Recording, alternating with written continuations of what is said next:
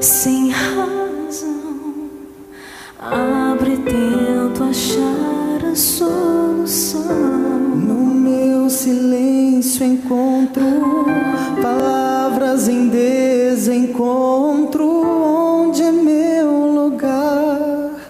Hoje eu preciso estar nos braços do Pai, onde encontro alívio.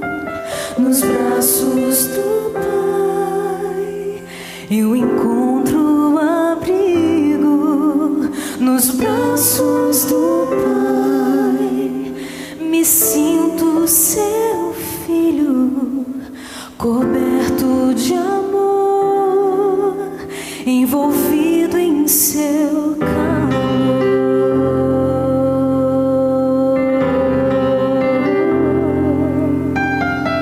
Estou aqui, já não tenho mais com quem contar. Falta paz, faltam forças pra recomeçar. Por isso eu te peço, move-me pra bem mais perto de ti, Senhor. Oh, como eu quero estar Quero estar nos braços do Pai, onde encontro alívio. Nos braços do Pai eu encontro abrigo. Nos braços do Pai me sinto seu filho, coberto de amor, envolvido em seu calor.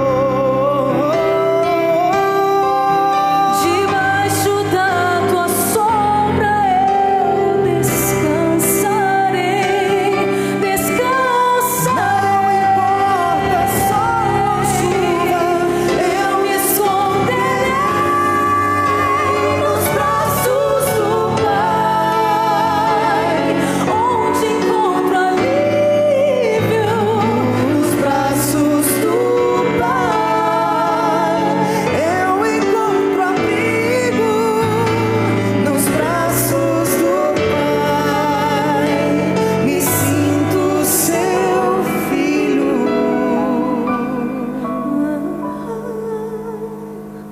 Coberto de amor, envolvido em seu calor. nos braços do Pai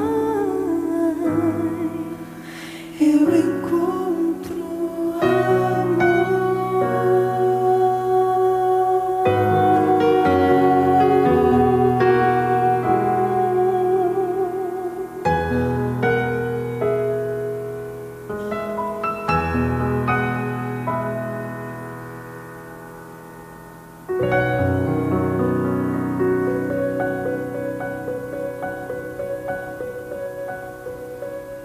Deus amado, toma nas tuas mãos, Senhor, a nossa vida, o nosso coração. O Senhor deu para nós de presente a liberdade de escolha, Senhor, mas nós estamos entregando nas tuas mãos a nossa liberdade de escolha, porque sabemos que o Senhor escolhe o que é melhor para nós. Ó Senhor, nos mostra o caminho, tira de nós uma radiografia, mostra para nós o que somos e como chegarmos, Senhor, àquilo que nós precisamos para estar juntinho do Senhor a eternidade. Faz por nós o que nós não podemos fazer. E ao abrirmos a sua palavra, ilumina nossa mente, o coração e a vida, em nome de Jesus. Amém. Vamos usar a Bíblia, a palavra de Deus. Quero convidar você para abrir a sua Bíblia em Mateus, no capítulo 13. Mateus, o primeiro dos 3 evangelhos, dos 4 evangelhos. Mateus 13, o primeiro livro do Novo Testamento. Nós vamos começar lendo a respeito de Jesus, e aqui diz assim: naquele mesmo dia, do verso 1 até o 3, saindo Jesus de casa, assentou-se à beira-mar. As grandes multidões se reuniram perto dele, de modo que entrou num barco e se assentou, e toda a multidão estava em pé na praia. E de muitas coisas lhes falou por parábolas. Jesus contou: eis que o semeador saiu a semear, e ao semear, uma parte caiu à beira do caminho, e vindo as aves a comeram. Outra parte caiu em solo rochoso, onde a terra era pouca, e logo nasceu, visto não ser profunda a terra. Saiu, porém, o sol, a queimou, e porque não tinha raiz, secou-se. Outra caiu entre os espinhos, e os espinhos cresceram e a sufocaram. Outra, enfim, caiu em terra boa e deu fruto, a 100, a 60 e a 30 por um.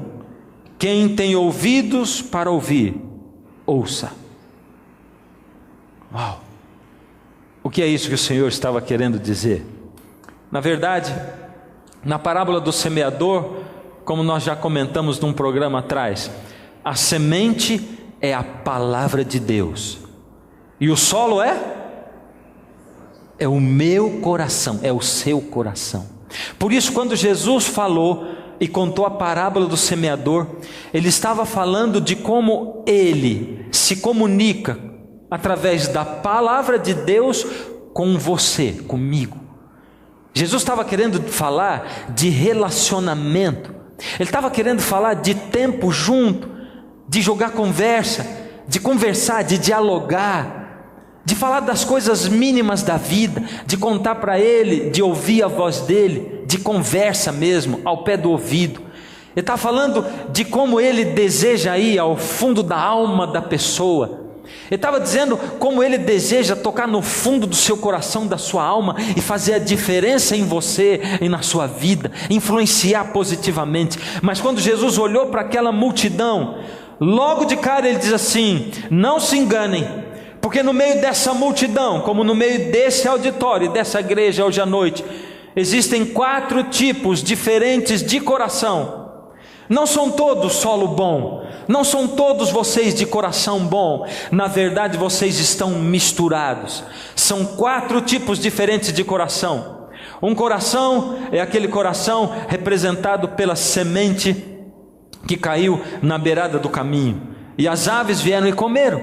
O outro está representado por aquele terreno, solo rochoso, e a planta nasceu, chegou até lá no fundo da terra. Não sei como é que conseguiu com aquele tanto de pedra, né? Aquilo ali é uma caixa de brita, não é um solo rochoso, né? Mas a sementinha conseguiu passar ali e cair lá embaixo, e foi. Mas como tinha um monte de pedra, a raiz não era profunda, e a plantinha saiu, mas logo depois se queimou. E depois o terreno cheio de espinhos. Eu tenho a impressão que aqueles espinhos eram pequenininhos quando a semente caiu, porque diz que a planta chegou a crescer, mas os espinhos cresceram mais e sufocaram aquela plantinha. E finalmente o solo bom. Jesus quis dizer assim: de todos vocês que estão aqui, 75% dos corações de vocês é coração que não presta para receber a palavra de Deus.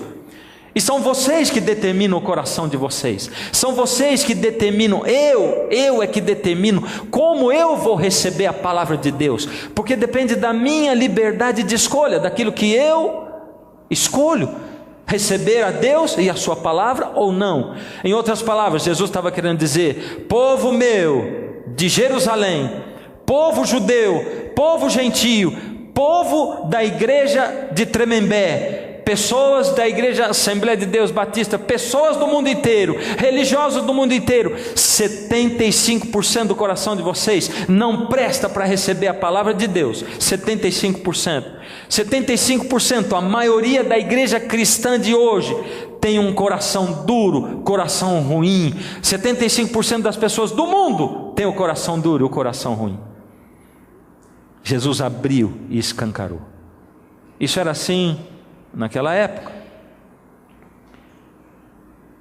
Mas na época passada, lá de Israel, a coisa era do mesmo jeito.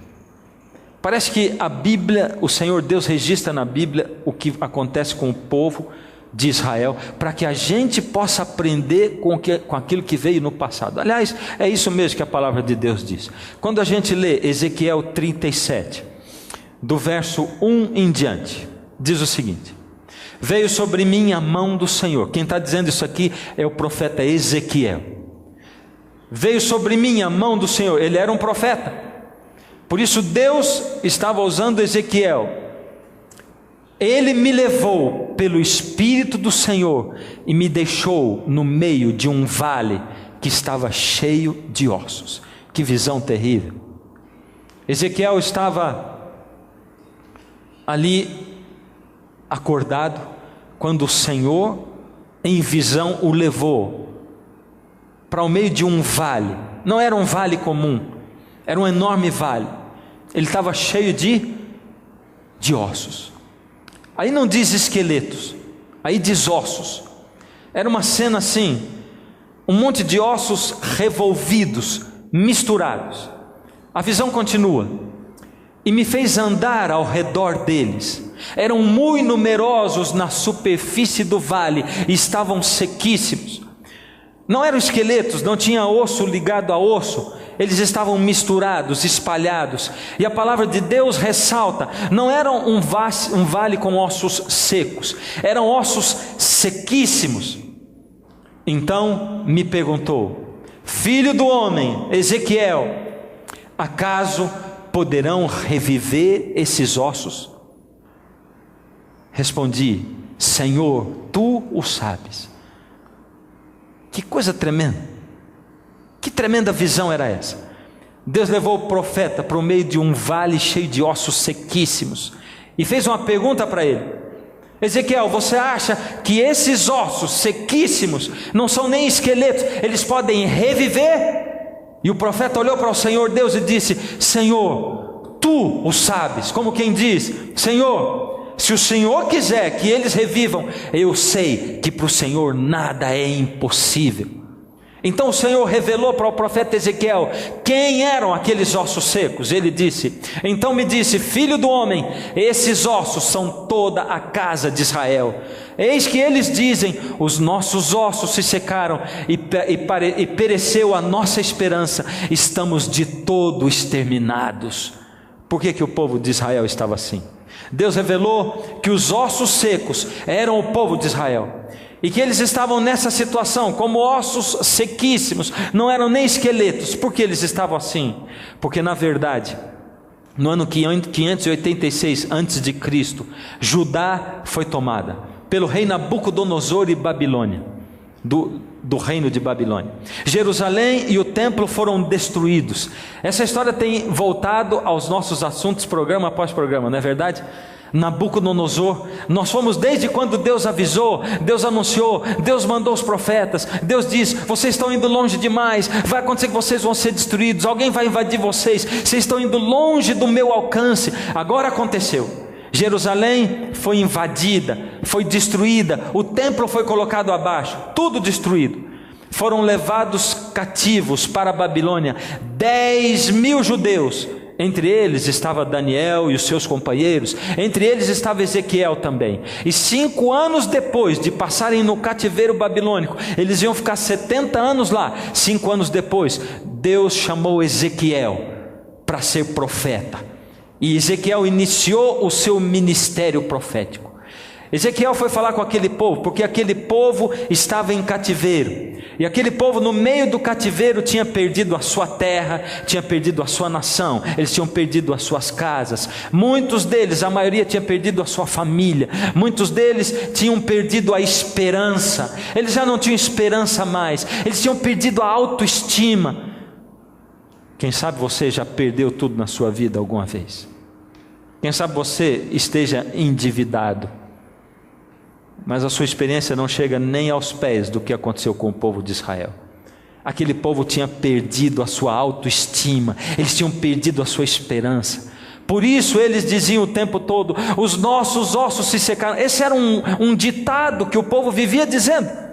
O povo de Israel não tinha mais identidade com Deus, eles foram longe de Deus, foram levados cativos, derrotados, tinham perdido o seu templo, tinham perdido a referência de Deus. E o salmista descreve como aquele povo reagia. Lá em Salmo 137:1 ele diz: às margens dos rios da Babilônia, nós nos assentávamos e chorávamos, lembrávamos de Sião. Nos salgueiros que lá havia, pendurávamos as nossas harpas, o nosso instrumento de louvor, pois aqueles que nos levaram cativos nos pediam canções, e os nossos opressores pediam que fôssemos alegres, dizendo: cantem para nós alguns dos seus cânticos de Sião. Como, porém, haveríamos de entoar o canto do Senhor, estando nós em terra estranha?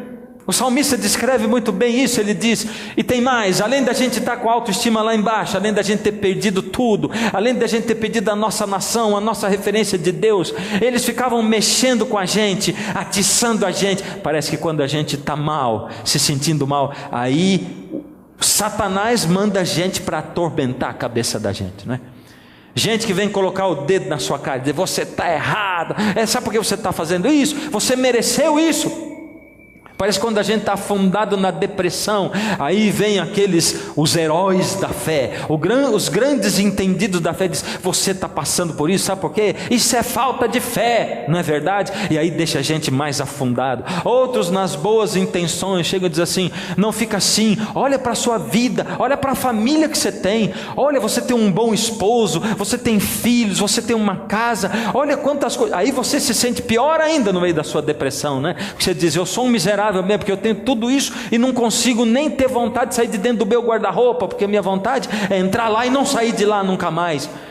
Parece que quando você está lutando e está sendo derrotado pelo inimigo, porque você tem um espinho na sua carne, quem sabe a sua luta é contra a sexualidade excessiva, vício sexual, pornografia. Quem sabe você está lutando contra o vício do fumo, do álcool. Quem sabe você está lidando contra o vício da comida, mas você está derrotado, já pediu para Deus 1 milhão de vezes e não consegue vencer, 1 trilhão de vezes. E você aquele dia caiu de novo, está se sentindo arrasado. O inimigo já veio para você e diz assim: você não devia nem ir para a igreja, você é um miserável, você não merece nada. Como é que você tem coragem de comparecer diante de Deus? Ainda o inimigo manda gente para vir e colocar você abaixo, para brincar com a sua desgraça. A sua esposa traiu a você, vem lá o seu amigo, entre aspas, rir de você, brincar com você. Brincadeiras que não são brincadeiras, que acabam com a gente quando a gente já está acabado. Aquele povo de Israel não era nada a não ser um vale de ossos secos. Deus tinha escolhido aquele povo para ser o seu representante na terra, para viver o evangelho. Tinha escolhido e dado instruções para eles terem mais saúde, para eles terem o seu lar melhor, para terem uma comunicação com seus filhos, marido e esposa, conviverem melhor. Deus tinha dado indicações na sua palavra para que eles pudessem dirigir melhor o seu país, tivessem saúde, porque Ele tinha dado leis de saúde para o povo também. Mas aquele povo agora perdeu tudo. Algumas vezes na vida da gente, a gente perde tudo em relação a Deus, a nós mesmos, referência de família e tudo. Não são poucas as vezes na vida em que muitos de vocês, e você que está aqui essa noite, não foram poucas as vezes em que você olhou e pensou: quem sabe teria sido melhor, quem sabe seria melhor se eu morresse, porque eu tenho pelo menos um seguro de vida miserável, que se eu morrer, a minha esposa vai receber o seguro, porque eu estou enterrado em dívidas. Não foram poucas as vezes em que você desistiu da vida e você se sentiu um vale de ossos secos. Jesus falou com aquela multidão, com ele à beira-mar. O próprio Deus levou Ezequiel para o meio de um vale de ossos secos. O Senhor Jesus escancarou a situação do povo, dizendo: 75% de vocês que vêm à igreja, vocês não vêm para me encontrar, vocês vêm por motivos egoístas, vocês têm o coração ruim, vocês têm o coração duro, vocês não querem me aceitar, vocês querem simplesmente um contato superficial comigo, e quando eu apresento a minha verdade, vocês fogem de mim. O Senhor Deus botou Ezequiel e disse: o meu povo é um vale de ossos secos, porque se separou de mim. Eles foram derrotados, eles são derrotados o tempo todo. Eles são um fracasso espiritual. O mundo não pode olhar para eles, porque são fracassados espiritualmente e se chamam pelo meu nome. E se Jesus pudesse falar hoje com você, com a igreja dele, os cristãos de hoje, se ele pudesse falar, o que ele diria hoje para você e para mim? Na verdade, ele falou. E ele deixou escrito na sua palavra. E a palavra de Deus é assim, palavra de Deus. O Senhor Jesus falou, isso está escrito em Apocalipse, no capítulo 3. E a gente lê do verso 14 ao 22 o seguinte: ao anjo da igreja em Laodiceia escreve: estas coisas diz o Amém, a testemunha fiel e verdadeira, o princípio da criação de Deus. Ele está se apresentando. Eu estou escrevendo para vocês, igreja de Laodiceia. O anjo é o mensageiro, é o pastor, é o líder espiritual da igreja. Eu estou escrevendo para os líderes espirituais da igreja de Laodiceia. No Apocalipse, logo no começo, você vai ver direitinho que aparecem 7 igrejas. O número 7 indica perfeição. As 7 igrejas representam momentos históricos da igreja cristã. E quando você compara a história com profecia, é a coisa mais excitante do mundo. Você vê como que as profecias foram se cumprindo. Por isso a igreja de Laodiceia, ela representa a última igreja cristã que vai estar vivendo nos momentos da volta de Jesus, que somos nós hoje. Por isso ele está dizendo, eu estou dizendo para você que é a igreja de Laodiceia, você que faz parte dos últimos cristãos que vivem na terra antes de Jesus voltar e colocar o reino dele nessa terra.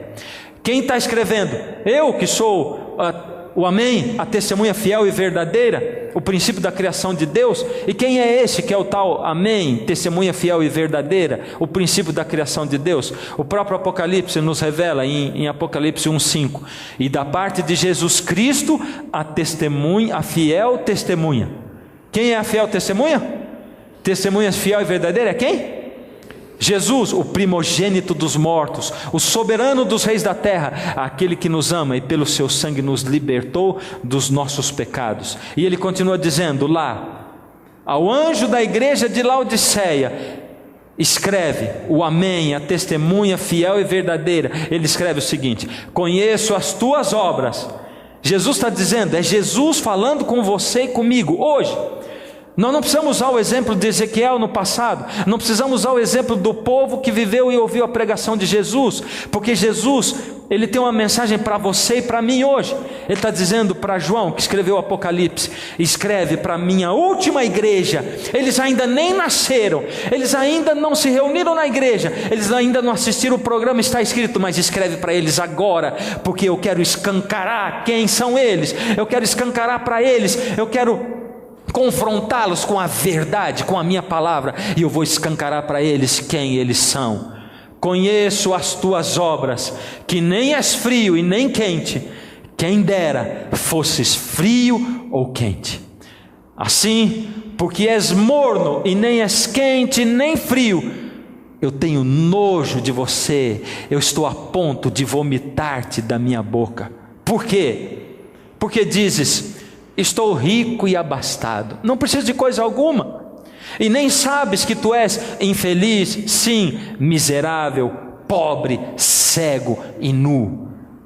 Em outras palavras, o Senhor Jesus está dizendo assim: você que vive hoje, no século 21, você vem para a igreja, você se diz cristão, e você olha para você mesmo, você tem uma visão distorcida de quem você é. Você enxerga de uma maneira que não é a realidade. Você é horrível, mas você olha no espelho e se acha bonito. Você tem uma visão distorcida. Você olha assim, rico sou e de nada tenho falta. Em outras palavras, você está dizendo assim, sabe de uma coisa? Eu não sou assim tão santo, mas eu também não sou tão pecador. Eu não sou tão bom, mas eu não sou tão ruim. Tem tanta gente ruim no mundo. Tá certo, eu não vou tanto à igreja. Tá certo, eu não leio tanta Bíblia. Tá certo, eu não tenho esse compromisso com Deus. Mas eu tenho um bom coração. Pelo menos eu procuro ser uma boa pessoa. Eu estou bem, rico sou, de nada tenho falta. Eu não preciso de mais Jesus na minha vida. Eu não preciso da interferência de um Deus. Eu não preciso estar dentro de uma igreja com um monte de gente do meu lado, me comprimindo, reparando na minha vida. Eu não preciso disso. Não é verdade?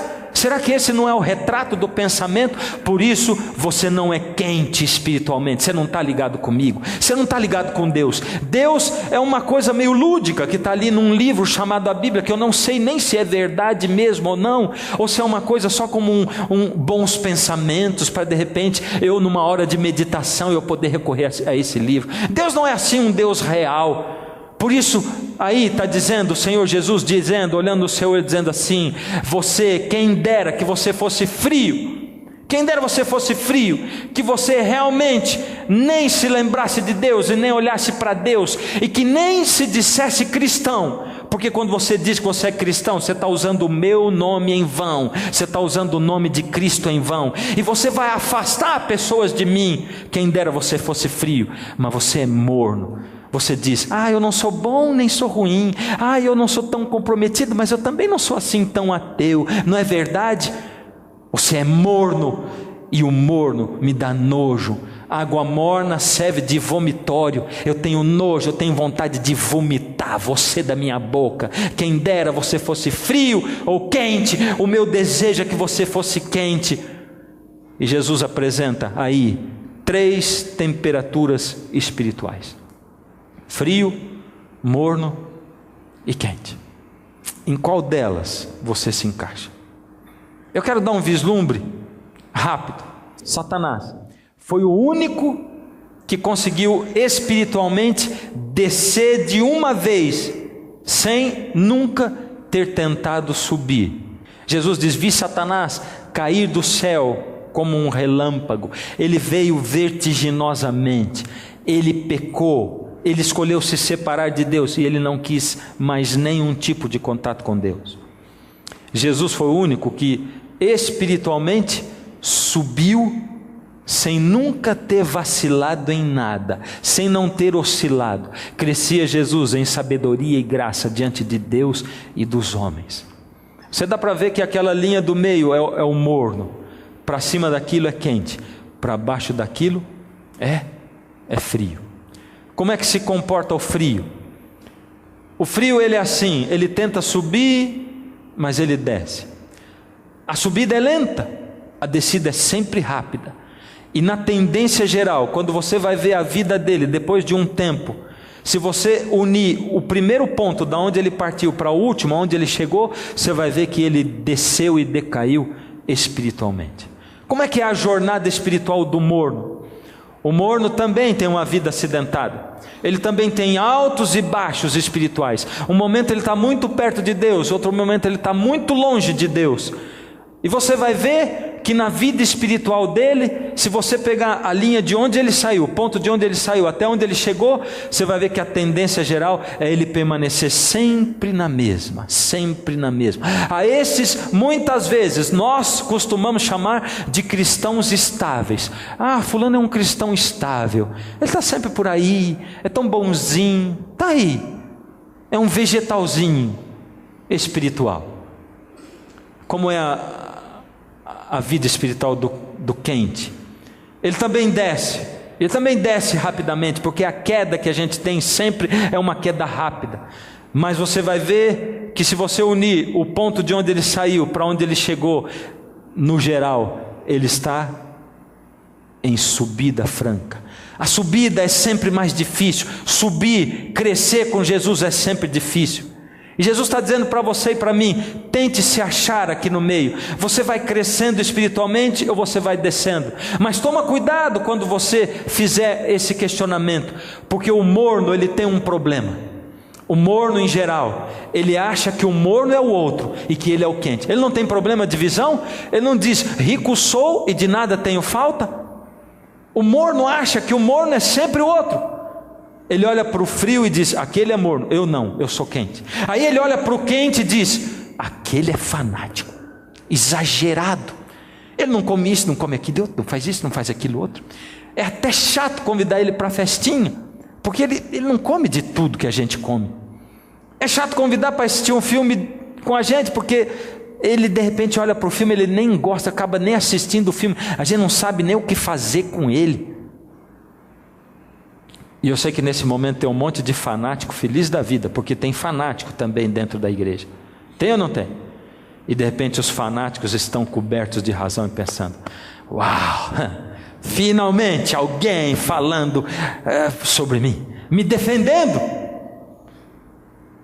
Deus não quer ninguém em ebulição.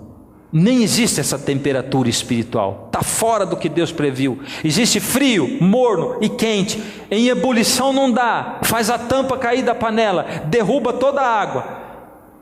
Não dá, é frio, morno ou quente. Deus quer a gente quente.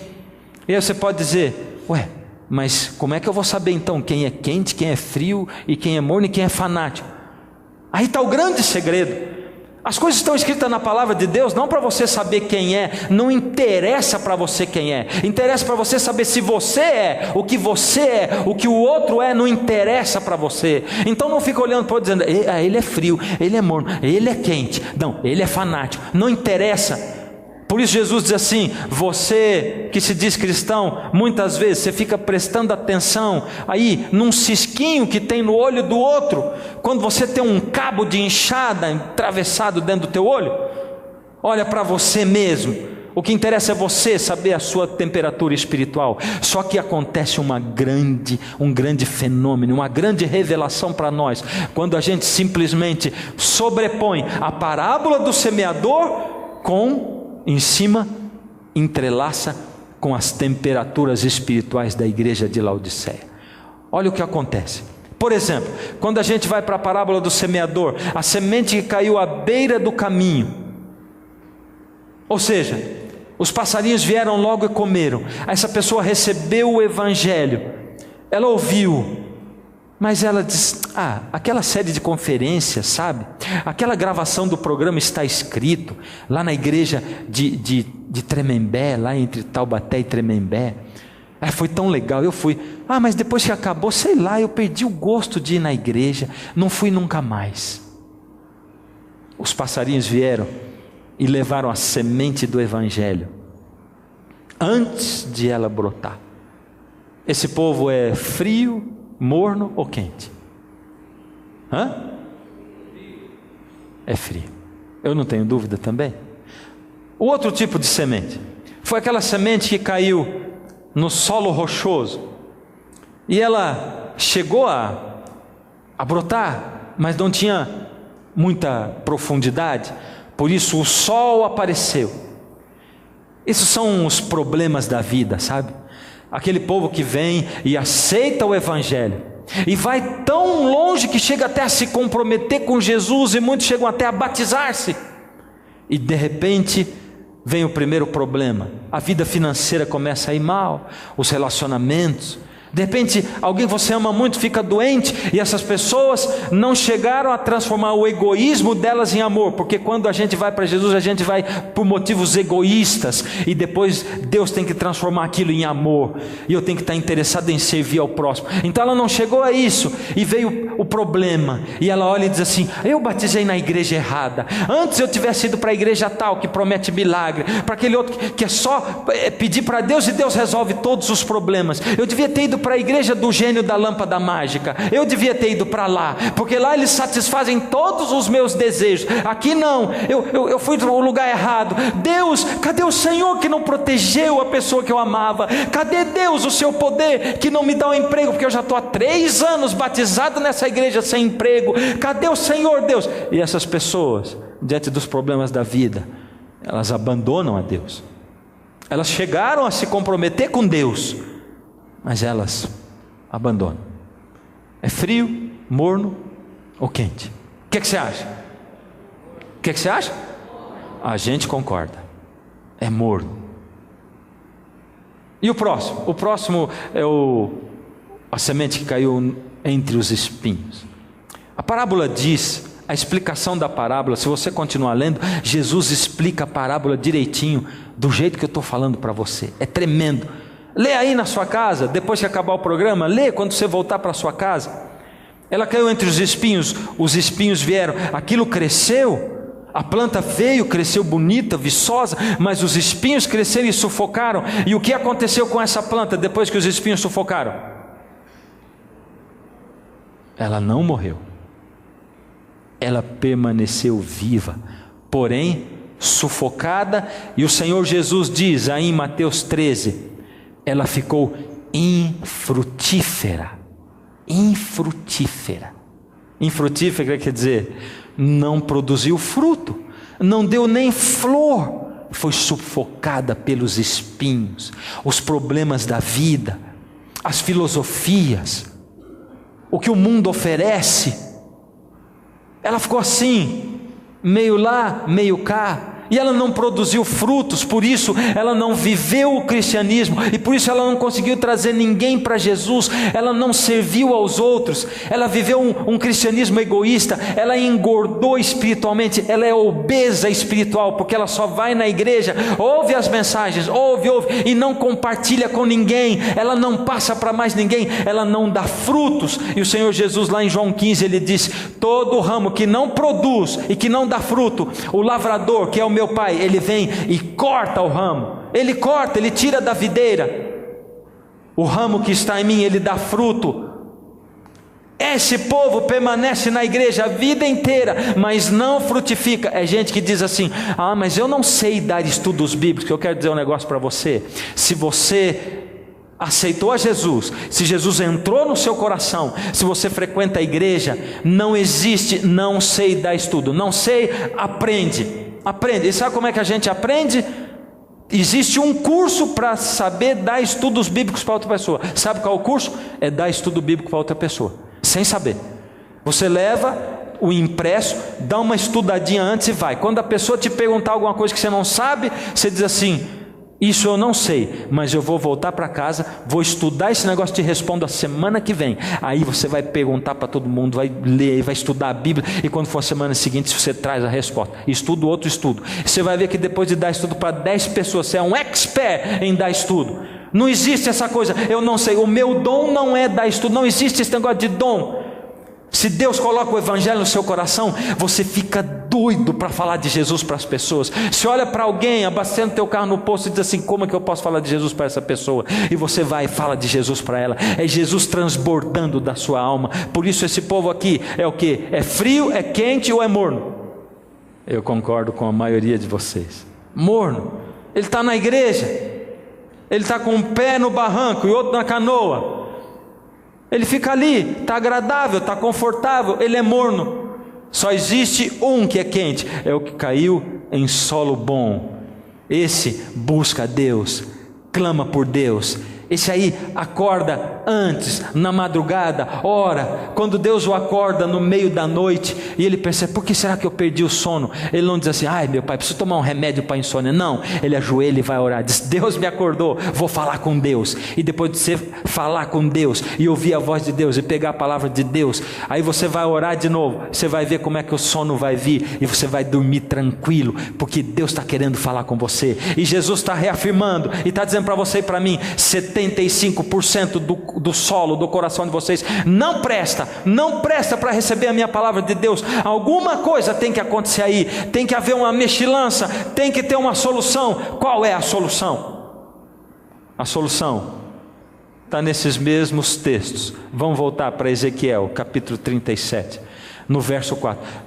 Eu quero chamar você para prestar atenção nisso aqui, porque é uma coisa que enche a minha alma, o meu coração, que me deixa transbordando, me deixa assim maluco. Esse é um negócio que me arrepia toda vez que eu falo. Presta atenção.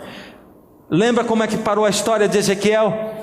O Senhor Deus levou Ezequiel para o meio de um vale de ossos secos. Não eram nem esqueletos, estava tudo misturado. Um vale cheio de ossos. E a palavra de Deus diz que eram sequíssimos. E Deus diz, esse vale de ossos secos, esses ossos são o meu povo de Israel, porque eles ficam dizendo: nós estamos tristes aqui no cativeiro, perdemos o nosso povo, a nossa casa, os nossos bens, a nossa família, perdemos o nosso Deus, o nosso templo, a autoestima, nós não conseguimos nem cantar, nem louvar a Deus mais, os nossos ossos se secaram. Eles são o vale de ossos secos, porque eles são gente que fala que acredita em Deus, mas não vive com Deus, é gente acomodada. Eles são um vale de ossos secos.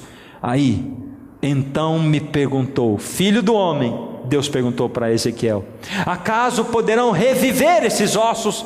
Respondi: Senhor Deus, tu o sabes. Meu Deus, acabei de me arrepiar de novo. Por que acontece toda vez isso? É porque Deus está dizendo para você e para mim: se você colocar na mão de Deus, não interessa que você está morto espiritualmente, não interessa que você seja um cadáver espiritual, não interessa que você seja um esqueleto espiritual, ou simplesmente ossos secos revolvidos.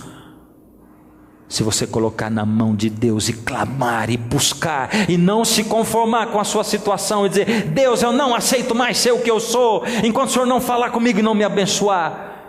Existe uma solução, Deus sabe. Agora olha o que aconteceu. Disse-me ele: profetiza a esses ossos e dize-lhes: ossos secos, ouvi a palavra do Senhor. Meu Deus, me arrepiei de novo. Eu fico olhando para vocês aqui, queridos, e para os auditórios e para as multidões para as quais eu prego sempre, e fico olhando e dizendo: Deus, quanto está entrando a palavra de Deus no coração e na alma dessas pessoas? Deus está adiantando essas pessoas virem aqui. Deus, será que elas estão dispostas mesmo a mudar a vida delas? Deus, será que elas estão dispostas mesmo a se confrontar com a verdade, e ao invés de bater na verdade, deixar a verdade entrar nelas? E Deus diz: profetiza a esses ossos secos. Profetiza, você não vai estar perdendo tempo. Profetiza, profetiza. E Ezequiel fez. E aí aconteceu o seguinte: então profetizei segundo me for ordenado. Enquanto eu profetizava, houve um ruído, um barulho de ossos que se batiam contra ossos e se ajuntavam, cada osso ao seu osso. É uma cena hollywoodiana. Nem o 3D de Hollywood se compara ao que Ezequiel começou a assistir.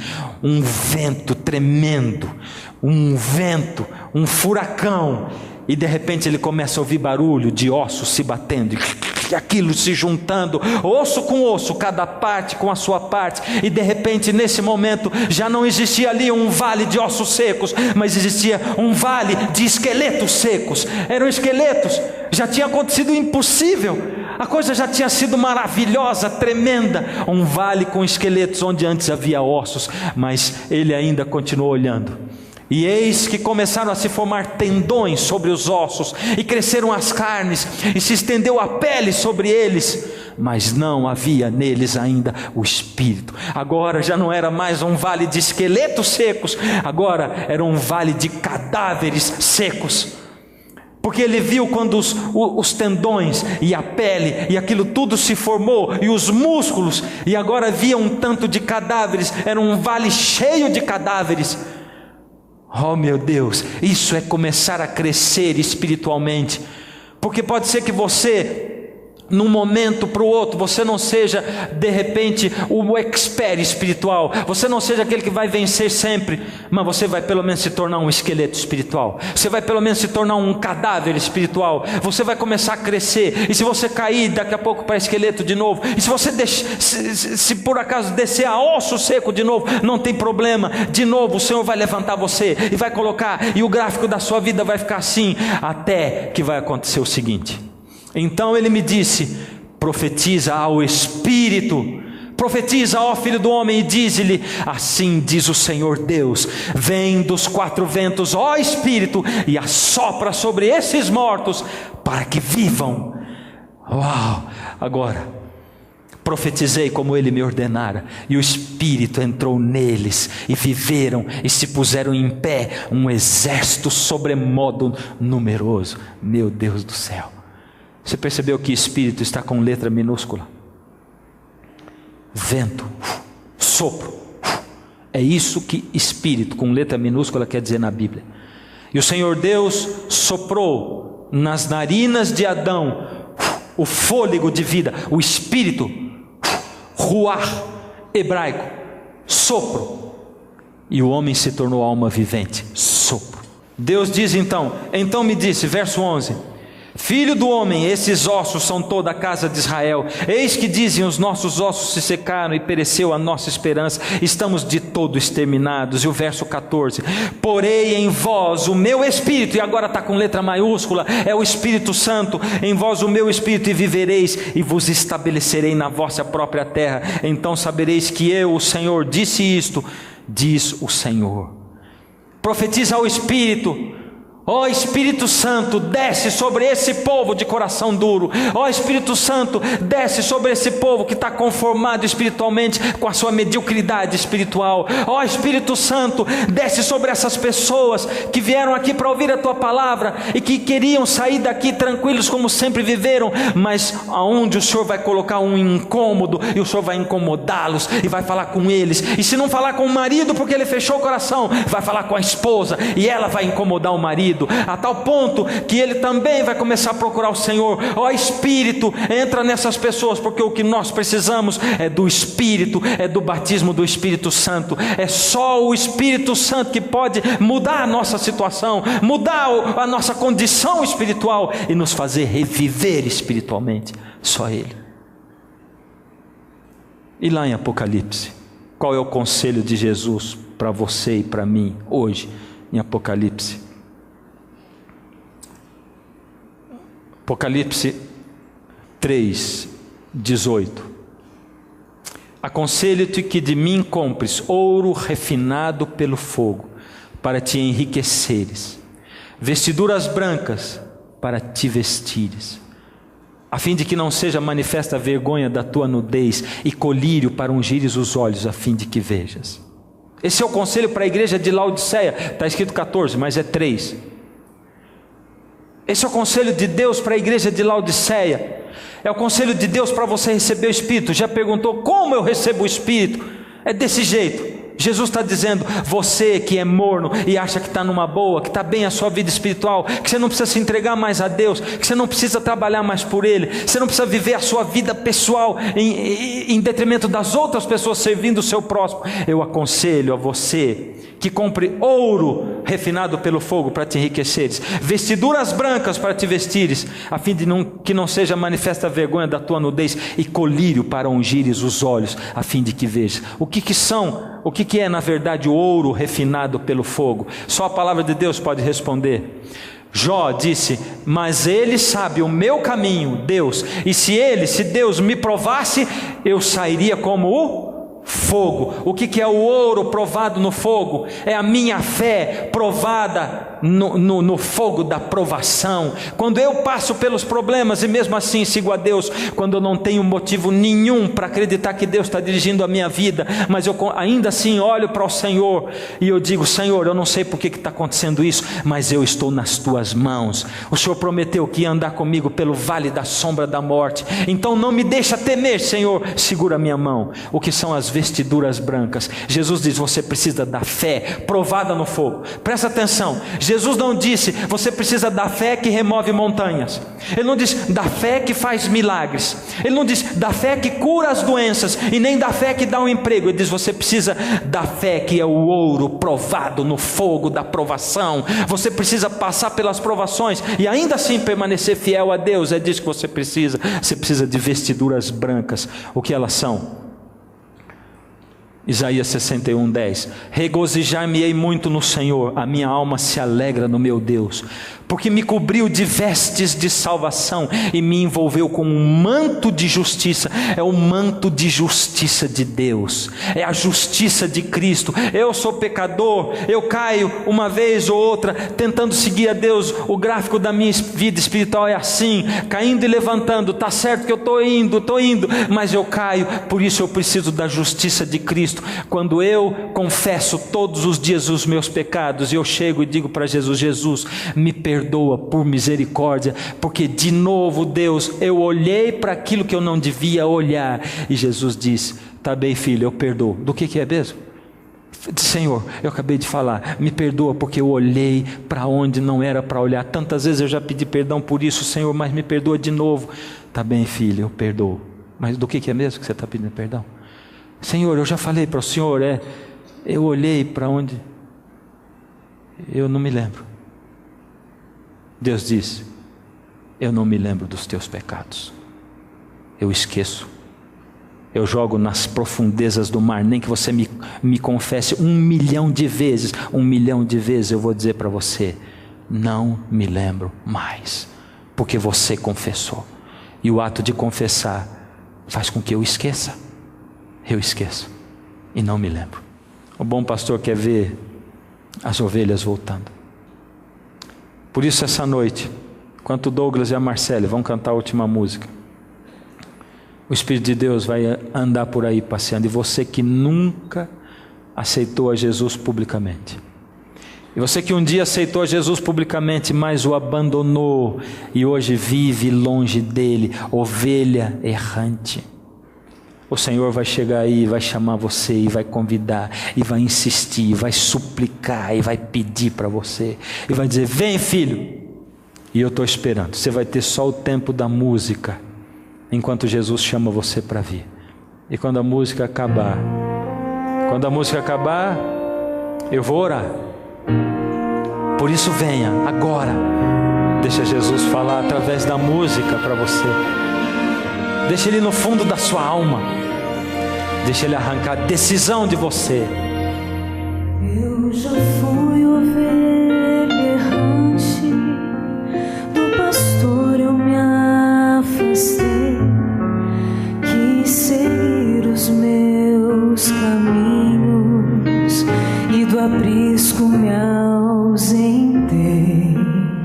Foi um passo após o outro, sem notar eu me perdi, e já era noite escura, quis voltar, não consegui,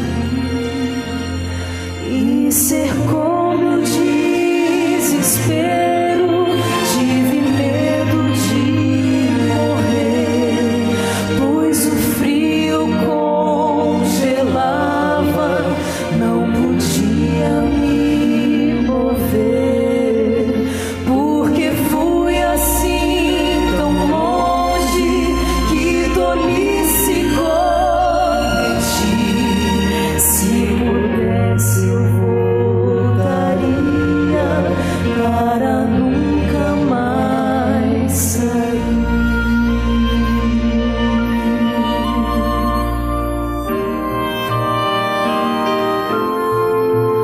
De repente ouvi ao longe uma voz tão familiar. Era o meu pastor chamando, quase rouco de gritar. Me avistou lá no penhasco e correu pra me alcançar. Estendeu o seu cajado, conseguiu me resgatar.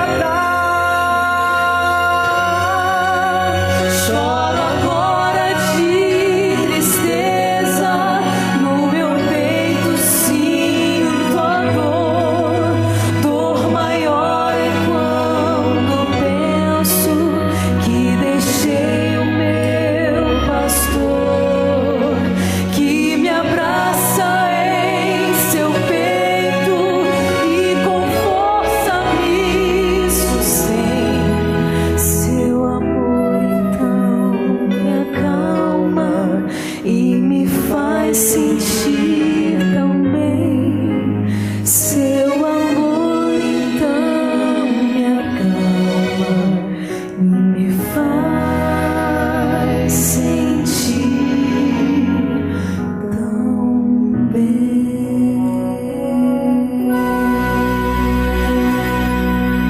Ainda tem 1 minuto para você chegar aqui. Só 1 minuto de relógio, que já são 50 segundos já. Cadê você? Não tem por que você ficar aí lutando. Se você já entregou o coração a Jesus e tem alguém do seu lado lutando, dá a mão para ele e vem agora. Agora, sai daí e vem para cá. Vem. Cadê você? São só 30 segundos. Eles parecem infindáveis, porque eu sei que o Espírito está falando aí. Você está resistindo? Não resista, não resista. O Senhor quer transformar ossos secos em gente.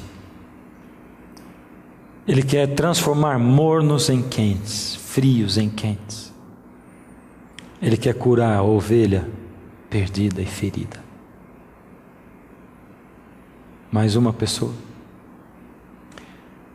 Se você quiser vir, pode vir durante a oração mesmo, mas não fique aí. Feche os olhos. Deus amado, muito obrigado, Senhor, pela Tua palavra viva, que entra na nossa alma, lê o que somos, que nos revigora, Senhor, de uma maneira tão maravilhosa e poderosa, irresistível. Ó Senhor, nós vemos que o Senhor é real, porque o Senhor interage conosco, o Senhor se mostra, o Senhor nos dirige, e o Senhor dirigiu essas pessoas até aqui à frente. Toma-as nas Tuas mãos, Senhor, aceita-as e opera nelas um milagre que vai começar a partir de hoje, em nome de Jesus, amém.